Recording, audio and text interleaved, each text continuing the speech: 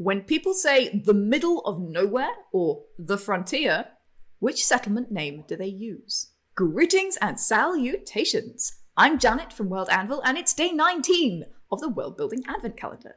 Today we are talking about settlements which are remote, in the middle of nowhere, or maybe on some kind of frontier. Now, these may not be your average settlements. They may be, for example, mining colonies. They might be in strange places to take advantage of the resources that are there. And they could also be things like scientific colonies. These settlements also may be remote culturally. For example, it may be the middle of nowhere because it's a cultural desert, for example. And in which case, why is it hard to get to? Is it just an agrarian center which has not been politically important within your world?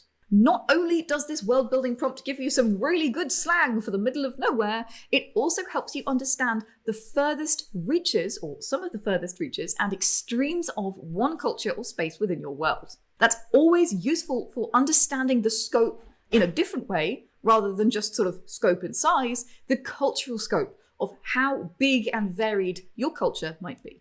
I'll be back tomorrow with another world building prompt, and in the meantime, grab your hammer and go world build.